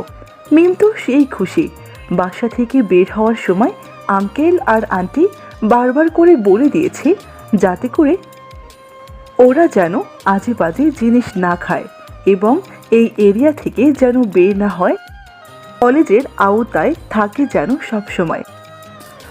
আর মন হ্যাঁ বোধক মাথা নেড়ে সব বুঝে নিল আর বেরিয়ে গেল, কারণ কলেজে বলে দিয়েছিল যাতে দেরি না করে। অবশেষে মহামায়া লেকের উদ্দেশ্যে কলেজ গাড়ি ছেড়ে দিল, আর অন্যদিকে আদ্রাফরাও প্রায় কাছাকাছি চলে এলো মহামায়া লেকের। মহামায়া লেক একটা প্রাকৃতিক লেক, বিশাল এলাকা জুড়ে পাহাড়ি লেকের পানি দিয়ে এই এলাকা গঠিত। এখানে রয়েছে পাহাড়ি গুহা, রাবার ড্যাম এবং ঝর্ণা। মহুরী নদী ফেনী জেলা এবং নোয়াখালী জেলা থেকে এটিকে আলাদা করেছে। মহামায়া লেক এক অপূর্ব সুন্দর জায়গা, যেটি নিজের চোখে না দেখলে এর সৌন্দর্য কোনো দিনও বোঝা সম্ভব না। সেই সময় আদ্রাফরা কায়াকিং করে নেমেছে মাত্র, হঠাৎ মনে হলো ওই দূরের ভোটটাতে পাখির মতো ডানা মেলে মনের মতো কেউ একজন বসে আছে। অবশ্য পুরোটা চেহারাই অস্পষ্ট। আদ্রাফ নিজেই নিজের মাথায় বাড়ি দিল, মস্তিষ্কের সাথে সাথে চোখটাও হয়তো গিয়েছে। মনের কথা ভাবতে ভাবতে যাকে তাকে মনের মতো মনে হচ্ছে। এসব ভাবতে ভাবতে আদ্রাফ ঝর্ণার পথ ধরে হাঁটা ধরল। মন মিম বাদাম খেতে খেতে গল্প করছিল। হঠাৎ কথা বলার মাঝখানে মিমের কাশি উঠে যাওয়ার কারণে মন মিমের কাছে দিমানকে রেখে ওই দোকান থেকে পানি আনতে গেল। পানির বোতল নিয়ে আসার সময় কেউ একজনের সাথে ধাক্কা খেয়ে কোনো মতে নিজেকে সামলে দুঃখিত বলেই তাড়াহুড়ো করে মিমের কাছে এসে পানি খাওয়ার পরে একটু সুস্থ বোধ করল মিম। আর এদিকে আদ্রাফ যেন স্তব্ধ। এটা কি ওর ভ্রম নাকি সত্যি মন ছিল এটা? কিন্তু ভ্রম কিভাবে হবে? এটা তো স্পষ্টই মনেরই কণ্ঠ ছিল। এত মাস ধরে যাকে খুঁজে চলেছে সেই আজ এখানে ওরই চোখের সামনে দিয়ে গেল। আদ্রাফ যেন বাকহারা, কি করবে ও ভেবে পাচ্ছে না। এটা কি সত্যি মন? আদ্রাফ দ্রুত পিছন ফিরে দেখল কেউ নেই ওখানে, কিন্তু ও দেখেছে মনকে, স্পষ্ট দেখেছে। আদ্রাফ যেন একটা ঘোরের মাঝে আছে। ও আসছিল পানির বোতলের জন্য দোকানে, যে কাজের জন্য আসছিল এটা না নিয়ে ও আবার বন্ধু মহলে ফেরত গেল। আদ্রাফকে এত তাড়াতাড়ি আর খালি হাতে ফিরে আসতে দেখেই শুভ্র বলে উঠল, কিরে এত তাড়াতাড়ি ফিরে এলি যে? আর পানির বোতলই বা কই? আমি তো নিজেই গিয়ে আনতে চেয়েছিলাম, তুই তো আমাকে যেতে দিলি না, নিজেই গেলি, এখন খালি হাত কেন? আদ্রাফ কাঁপা কাঁপা কণ্ঠে বলে উঠল, মনকে দেখেছি। কি? কোন মন? ও মন, তুই সত্যি বলছিস? আরে দূর, এটাও হয়তো তোর ভ্রম হবে। এই 2 বছরে তুই প্রতি জায়গায় মনকে দেখছিস, কিন্তু সামনাসামনি এটা অন্য কেউ, এবার এমন কিছু দেখছিস। আদ্রাফ, এই সব কিছু তোর ভ্রম। আমি বিশ্বাস করতে পারছি না মন এই জায়গায় আছে এটা। শুভ্র এবার আদ্রাফকে সিরিয়াস ভাবে নিল, তাই শুভ্র আদ্রাফকে বলল, কোন জায়গায় দেখছিস চল। আদ্রাফ ওকে দোকানের সামনে যেই জায়গায় মন ধাক্কা খেয়ে পড়ে যেতে নিয়েছিল সেই জায়গায় নিয়ে আসলো। নিয়ে এসেই শুরু থেকে শেষ পর্যন্ত সব বলল। আদ্রাফ দোকানে আসতে মেয়ে একটা তাড়াহুড়ো করে বের হতে গিয়ে হাতের বোতলটা নিচে পড়ে গিয়েছিল। এরপর আদ্রাফকে দুঃখিত বলে খেয়াল না করে চলে গিয়েছিল। আদ্রাফ প্রথমে ভ্রম মনে করে দাঁড়িয়েছিল, কিন্তু এরপর যখন পিছনে ফিরল তখন নাকি আর দেখেনি মেয়েটাকে। শুভ্র আদ্রাফের মুখ থেকে এসব শুনেও বিশ্বাস করতে পারল না, কারণ গত 2 বছর ধরে আদ্রাফ মনের মতো মেয়ে দেখেই চলেছে, কিন্তু একবারও সত্যি হয়নি এটা। শুভ্রের মাঝে মাঝে অনেক আফসোস হয় যে তার এই ভাইয়ের মতো বন্ধুটা মানসিকভাবে এত বিপর্যস্ত কিভাবে হলো? পুরো বিজনেসের সবাই আদ্রাফকে প্রচুর সম্মান করে, শ্রদ্ধার চোখে দেখে, কিন্তু তারা তো শুধু বাইরের আদ্রাফকে দেখেছে, ভিতরের আদ্রাফকে তো কেউ দেখছে না। বাইরে যথেষ্ট শক্ত গম্ভীর থাকুক না কেন, এই মানুষটা ভেতরে অনেক নরম মনের। এই 2টা বছর তো মানসিকভাবে একেবারে ভেঙে পড়েছে আদ্রাফ, কিন্তু বাইরে একদম শক্ত থাকে, শুধু শুভ্রের সামনেই ভেঙে পড়ে। শুভ্রের অনেক খারাপ লাগে। যদি এই ভাই সমান মানুষটার জন্য কিছু করতে পারতো, যদি পারতো মনকে আদ্রাফের সামনে এনে ওর ভুলগুলো ভাঙিয়ে দিতে। শুভ্র সামনে গিয়ে দেখতে পেল মন আর আরেকটা মেয়ে আর ছেলে। ওর এখনো বিশ্বাস হচ্ছে না ও আদ্রাফের মনকে দেখেছে। মনকে সত্যিকারে এখন দেখলে আদ্রাফের কি রিয়াক্ট হবে? শুভ্র এই প্রথম মনে ভাবল। আদ্রাফের জন্য কিছু একটা করতে পারবে? শুভ্র ওদের সামনে গিয়ে বলল, হাই, আমি শুভ্র, আপনি কি মন? মন পিছনে ফিরে শুভ্রকে দেখে ভূত দেখার মতো করে চমকে উঠল। 2 বছর আগে শুভ্রকে সে দেখেছিল। যদি এখন নাম না বলতো তাহলে চিনতও না কখনো। মন কোনো মতে বলে উঠল, আপনি? হ্যাঁ, আমি। চিনতে পেরেছো তাহলে? আসলে এখানে আমি তোমাকে দেখিনি, আদ্রাফই তোমাকে বোতল আনার সময় দেখছিল। ও গিয়ে আমাকে বলছিল, কিন্তু আমি ভ্রম বলে উড়িয়ে দিয়েছিলাম। কারণ কি জানো, এই 2 বছর আদ্রাফ প্রতি জায়গাতেই নাকি তোমার মতো কাউকে দেখতে পেত। ও মানসিকভাবে অনেক ভেঙে পড়েছে। মন আদ্রাফ এখানে কথাটা শুনে স্তব্ধ। মানুষটাকে ও এখনো ভুলতে পারেনি। কতদিন পর এই নাম কেউ বলল। কেমন আছে এই মানুষটা? হয়তো বিয়ে করে পরিবার নিয়ে এসেছে এখানে, কিন্তু মানসিকভাবে ভেঙে পড়েছে মানে? আর ভ্রমই বা কেন হবে? মনের মনে অনেক প্রশ্ন এসে জমা হয়েছে। এই সব প্রশ্নের উত্তর এখন সামনে থাকা ব্যক্তি শুভ্রই দিতে পারবে। আদ্রাফের সামনে মন দাঁড়িয়ে। আদ্রাফ যেন হতবাক। সে কিছুতেই বিশ্বাস করতে পারছে না। তার মনে হচ্ছে সামনে হাত বাড়িয়ে মনকে ছুতে গেলে মন অদৃশ্য হয়ে যাবে। কারণ এই 2 বছর প্রতিদিনই মন এমন করে আসতো আর আদ্রাফের করা ভুলগুলো ধরিয়ে দিত। ওকে মুহূর্তে মুহূর্তে অনুশোচনায় পড়তে দিত তার কল্পনায়। হাত বাড়ালেই অদৃশ্য হয়ে যেত। তখন মনের আর কোনো অস্তিত্ব থাকতো না। তাই এবারও একইভাবে আদ্রাফ হাত বাড়াতে নিলে আবার কি মনে করে গুটিয়ে নিল হাতটাকে। মন সামনে থেকে আদ্রাফের এই বাচ্চামো স্বভাব দেখে হাসি আর চেপে রাখতে পারল না। সে উচ্চ স্বরে হেসে উঠল। মনের হাসি শুনেই আদ্রাফ ঘোর থেকে বেরিয়ে আসলো। তার মানে কি এটা আদ্রাফের ভ্রম নয়? মন সত্যি ওর সামনে? আদ্রাফ যেন অবাকের চরম পর্যায়ে। সে কোনো মতে বলে উঠল, তুমি? হ্যাঁ আমি। কেন, অন্য কাউকে আশা করেছিলেন বুঝি?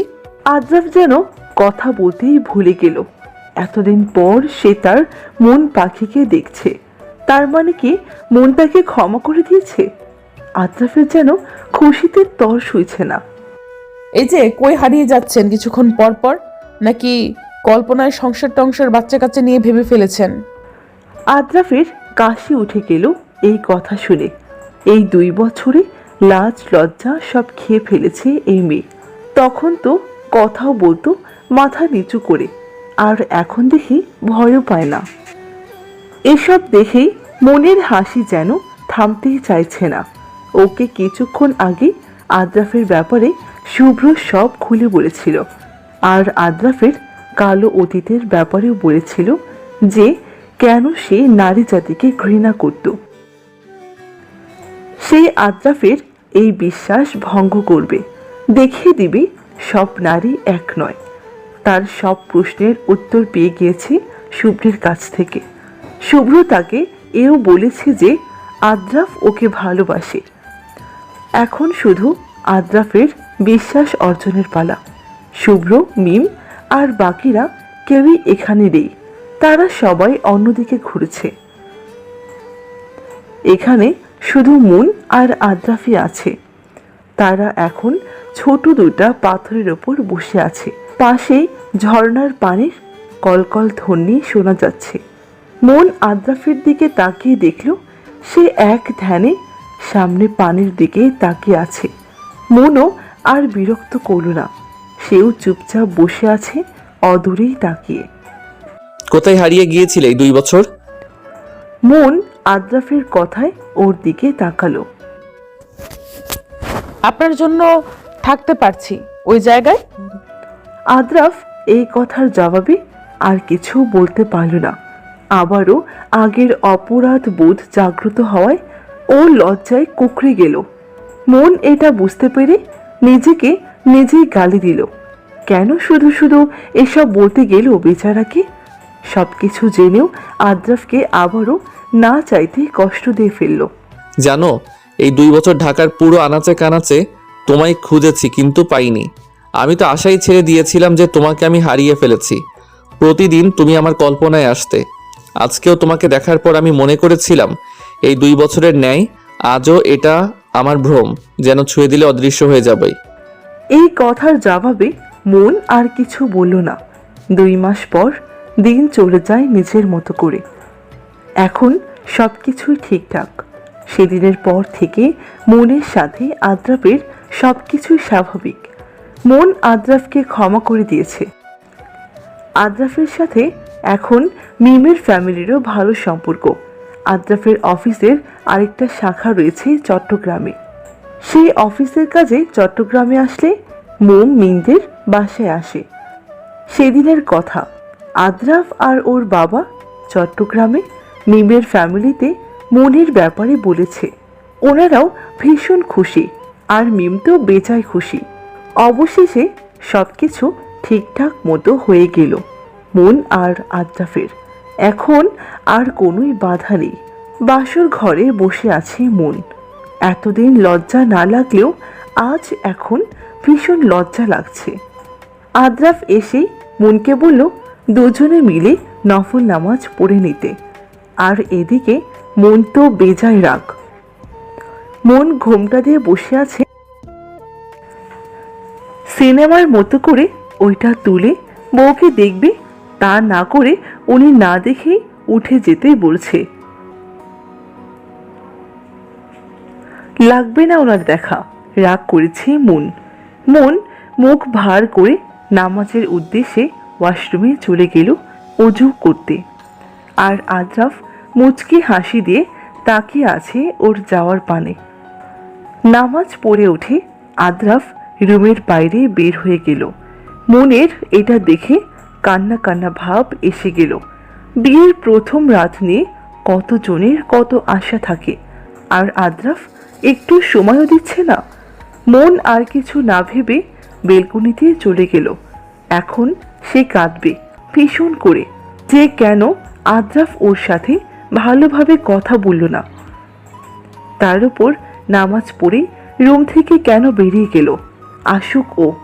মন আর কথা বলবে না আদ্রাফের সাথে।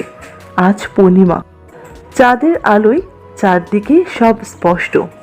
মন যখন বেলকনির গ্রিলে হাত দিয়ে চাঁদ দেখতে ব্যস্ত, তখন ঠিক এক জোড়া হাত তার গলায় কিছু একটা পরিয়ে পাশেই সরে দাঁড়ালো।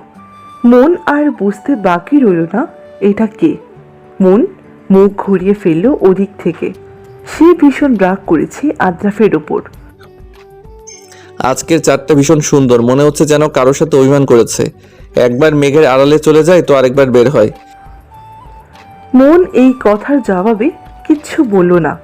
কিভাবে এর অভিমান ভাঙা যায় বলো তো মন পাখি? মন মুখ ভার করে বলে উঠল, চাঁদকে যখন সুন্দর বলছেন তখন ওনার থেকে জিজ্ঞেস করুন, আমাকে কেন? হুম, আমার পাশেই তো চাঁদ। তোমাকেই বলেছি, এই চাঁদকে তো প্রতিদিন দেখি, কিন্তু আমার পাশের চাঁদটা সহ একসাথে তো এই প্রথম দেখছি 2 চাঁদ একসাথে। সরেন এখান থেকে।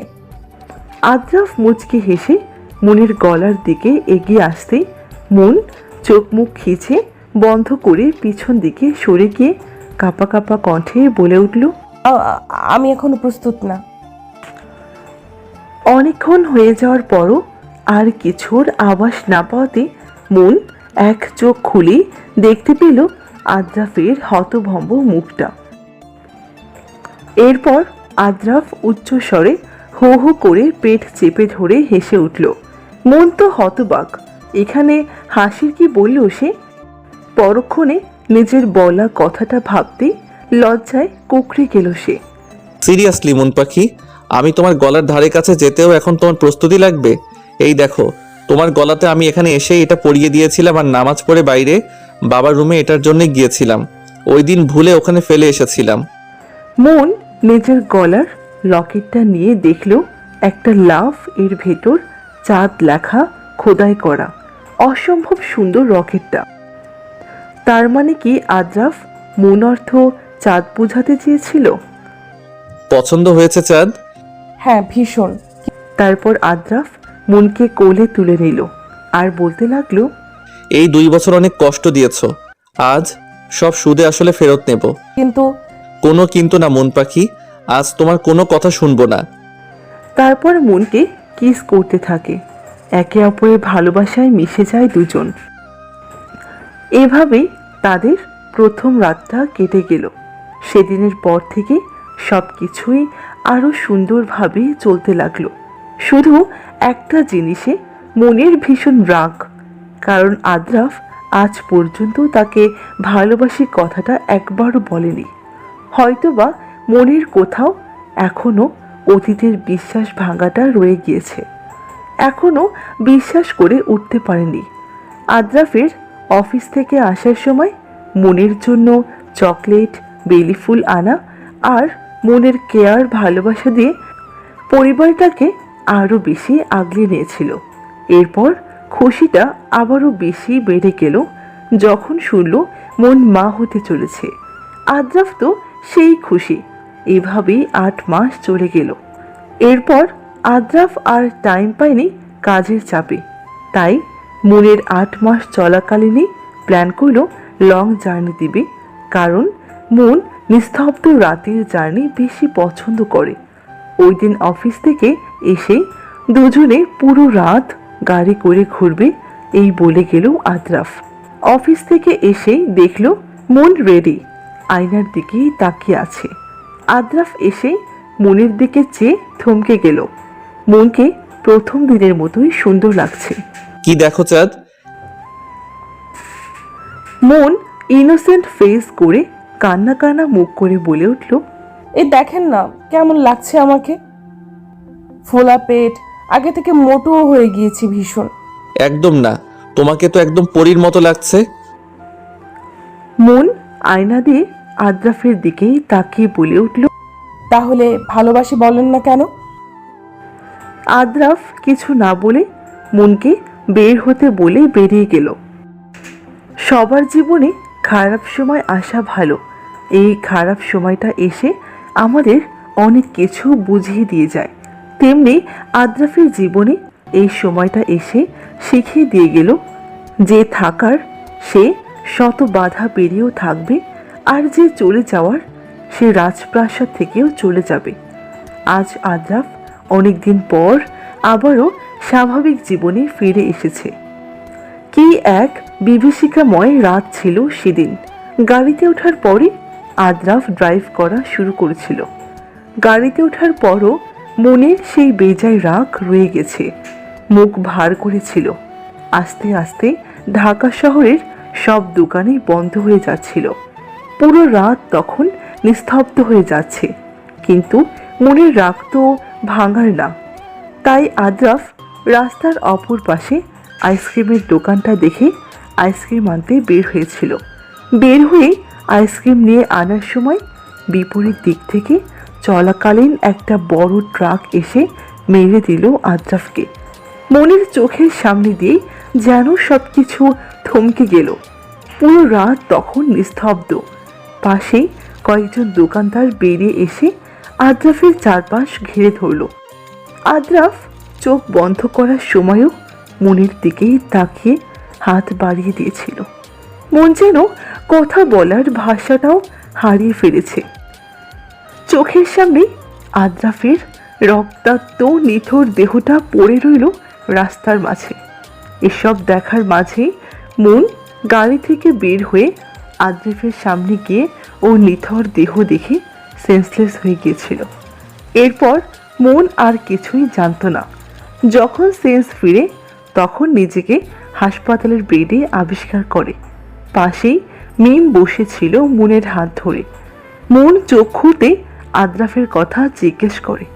তখন মিম উত্তরে বলে পাশের কেবিনে আদ্রাফের অপারেশন চলছে।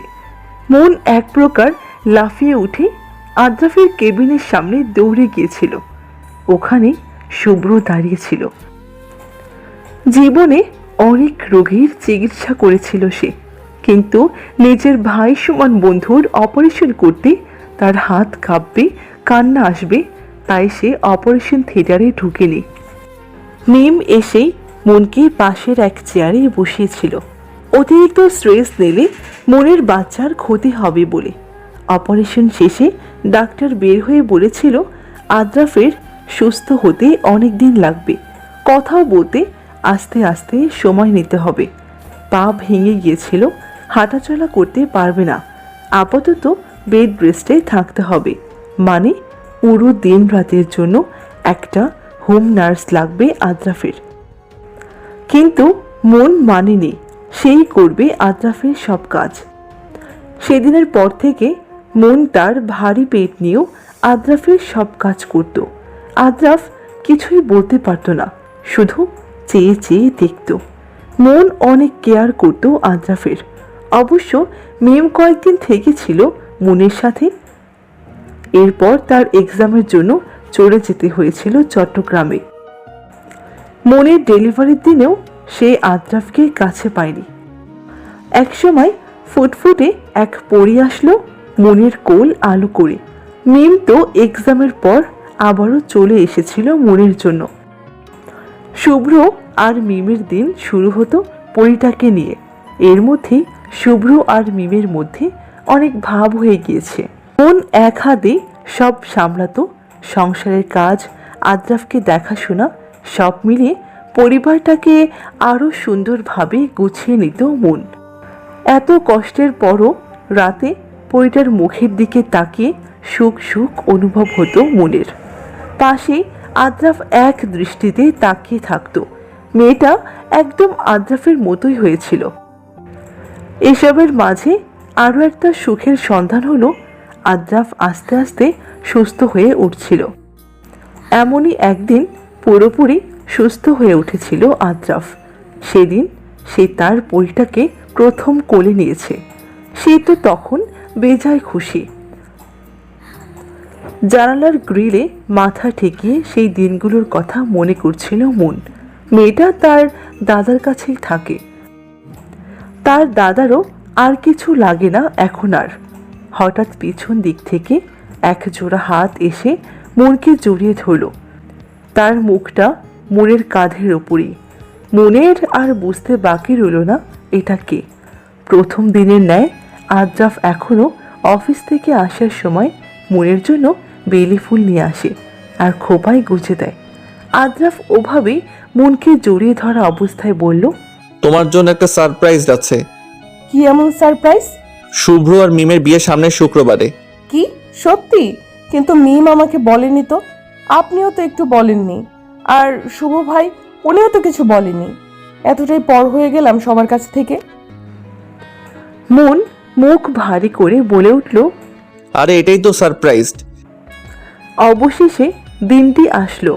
আজকে মিমের গায়ে হলুদ। মন আজকেই চলে যাবে মিমের সাথে। মিম এসে মনের মেয়েকে তৈরি করে নিয়ে গিয়েছে ওর দাদার কাছে। আর আদ্রাফ শুভ্রের পক্ষ থেকে আসবে বিয়েতে। মনও পুরোপুরি রেডি। আদ্রাফ মুখ ভার করে বিছানার উপরে বসে আছে। এই বিয়েতে যেতে হবে না তোমার? মানে কি? ঠিকই বলেছি, যে বিয়ে আমাদের আলাদা করে দিচ্ছে সেই বিয়েতে না যাওয়াই ভালো। আদ্রাফ বাচ্চামো ফেস করে বলে, এক বাচ্চার বাপ হয়ে নিজেই এখনো বাচ্চা মনে স্বভাব করছেন। কে বলবে ইনি নাকি এক বাচ্চার বাপ? এই কথা বলে মন উচ্চ স্বরে হেসে উঠল। হাই আল্লাহ, আমাদের দুলাভাই এতটা বউ পাগল জানতাম না তো। আরে আমি মেয়ের জন্য বলছি। আদ্রাফ মাথা চুলকিয়ে বলে উঠল। হ্যাঁ হ্যাঁ, সব বুঝি রে। রুমে ঢুকতে ঢুকতে বলে উঠল মিম। অবশেষে শুভ্র আর মিমের বিয়ের কাজ সব ঠিকঠাক সম্পূর্ণ হয়ে গেল। বিয়ের পরপরই আদ্রাফ মনকে নিয়ে চলে আসলো বাসায়। রাতে মন বাবুকে ঘুম পাড়িয়ে ঠিকঠাকভাবে সব গুছিয়ে রাখছিল। এমন সময় আদ্রাফ এসেই মনের চোখ বেঁধে দিয়ে কোলে তুলে নিল। মন চিৎকার করতে নিলেই আদ্রাফ ফিসফিস করে বলে উঠল, কোনো কথা না। আদ্রাফ মনকে ছাদে নিয়ে গিয়ে চোখ খুলে দিল। মন চোখ খুলতেই হতবাক। ছাদটা খুব সুন্দর করে সাজানো হয়েছে, ছোট ছোট লাইট দিয়ে আর একটা ছোট কেক সহ। কেকের উপর লেখা শুভ বিবাহ বার্ষিকী বউ, ভালোবাসি চাঁদ। মন পিছনে ফিরতেই দেখে আদ্রাফ হাঁটু মুড়ে বসে মনের দিকে রিং বাড়িয়ে দিয়েছে। মনের তো খেয়ালই ছিল না আজ তাদের বিবাহ বার্ষিকী। আদ্রাফ হাঁটু মুড়ে ওই অবস্থায় বলে উঠল, ভীষণ ভালোবাসি চাঁদ। তুমি আমার মুখ থেকে শুনতে চেয়েছিলে না? জানো আমার ভালোবাসার সম্পর্কে বিশ্বাসটা পুরোপুরি আসেনি কোনোদিন, তাই তো এত কেয়ার করার পরও তোমাকে কোনোদিন বলা হয়নি ভালোবাসি। আমার বাবারও প্রেমের বিয়ে ছিল, বাবাও ভীষণ ভালোবাসতো ওনাকে। আস্তে আস্তে বাবা ব্যবসা নিয়ে বিজি হয়ে পড়ে, আর আমার জন্মদাত্রী আমার 8 বছর চলাকালীন পরকীয়াতে জড়িয়ে পালিয়ে গিয়েছিল। কিন্তু আমার বাবা তাও কোনোদিন আজ পর্যন্ত ওনাকে খারাপ বলেনি। আমার বাবার ভাষ্য মতে হয়তো বাবা তার স্ত্রীকে ঠিকমতো ভালোবেসে আগলে রাখতে পারেনি। কেমনে পারল ওই মহিলাটা একটা বাচ্চা রেখে পালিয়ে যেতে? তাদেরও তো প্রেমের বিয়ে ছিল, ভালোবাসা ছিল অনেক, তবুও কিভাবে পারল এটা করতে? সেই পর্যন্ত আমি ভালোবাসা শব্দটাকে ঘৃণা করতাম, কিন্তু তোমাকে যেদিন আমি প্রথম দেখি সেই দিনই ভালোবেসে ফেলেছি। তুমি আসার পর আমার সেই আগের বিশ্বাসটা ভেঙে দিলে।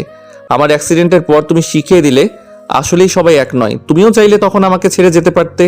টানা 3 মাস তুমি তোমার শরীর খারাপের মধ্যেও আমার খেয়াল রেখেছিলে। মানুষের জীবনে তো অনেক কিছুই অপ্রত্যাশিতভাবে হয়ে যায়, তেমনি করে তুমিও আমার জীবনে হঠাৎ করে চলে আসো। তুমি এসেই আমার সবকিছু অগোছালো করে দিয়েছিলে। মনের উপর তো আর কারো হাত থাকে না, কিন্তু ওই যে বিশ্বাসটা যে আসতো না আমার। আমি জানি তুমি কাছে থাকলে আমার মন টানবে, তাই তো তোমাকে দূরে সরানোর জন্য সেরোগেসির প্রস্তাবটা দেওয়া, যাতে করে সেরোগেসির মাধ্যমে তোমার বাচ্চা নিয়ে আমি তোমার অস্তিত্বটা সারা জীবন রাখতে পারি, আর তুমিও যেন আমাকে ঘৃণা করো। আমি দেখিয়ে দিতে চেয়েছিলাম একটা বাচ্চা মা ছাড়া সুন্দরভাবে জীবনে বাঁচতে পারে, কিন্তু তুমি দূরে যাওয়ার বুঝেছি তোমাকে ভুলবার নয়। আমার ধারণাটাও বদলে দিলে তুমিও দেখিয়ে দিলে সবাই এক নয়। এই যে এখন দেখো, এত কিছুর পরেও তুমি আমাকে ছেড়ে যাওনি, এক হাতেই সব সামলিয়েছিলে। এত কিছুর মাঝখানেও তোমার স্বামী নিয়ে জেলাস ছিলে, নার্স দিতে চেয়েছিল আমার জন্য, কিন্তু না, তুমি অসুস্থতার মধ্যেও আমার সব ধরনের কেয়ার করতে, অথচ আমি পাশে ছিলাম না তোমার সময়। এটাই তো ভালোবাসা। সত্যিকারে ভালোবাসা ছেড়ে যাওয়ার নয় চাঁদ। তুমি আমার আগের অতীতের বিশ্বাসটা ভেঙে দিলে চাঁদ। ভালোবাসি অনেক অনেক, হয়তো তোমার মতো করে বাঁচতে পারবো না, কিন্তু তবুও সবচেয়ে বেশি চেষ্টা করব। তুমি যে আমার মন পাখি। মন তো ওখানেই দাঁড়িয়ে কান্না করে দিয়েছে। এই কান্না যে দুঃখের নয়, সুখের। অবশেষে আদ্রাফ মুখ ফুটে বলল, এটাই শুনতে চেয়েছিল আদ্রাফের মুখ থেকে মন। আদ্রাফ উঠেই মনকে রিং পরিয়ে দিয়ে চাঁদের দিকে ইশারা করে, এই পূর্ণিমার চাঁদের মতোই তুমি আমার অন্ধকার জীবনটাকে আলো করে দিয়েছো। রাতের বেলায় চাঁদ যেমন পুরো আকাশটাকে সুন্দর বানিয়ে দেয়, ঠিক তুমিও আমার জীবনে এসে জীবনটাকে সুন্দর করে দিয়েছো। আমার জীবনে তুমি আমার চাঁদ, আমার জীবনটাকে তুমি পূর্ণ করে দিয়েছো। তুমি হিনা এই আদ্রাফের জীবন অপূর্ণ, তুমি আমার পূর্ণতা মন পাখি। আপনারাও ভালো থাকবেন, সুস্থ থাকবেন। আজকের মতো বিদায় নিচ্ছি, ধন্যবাদ।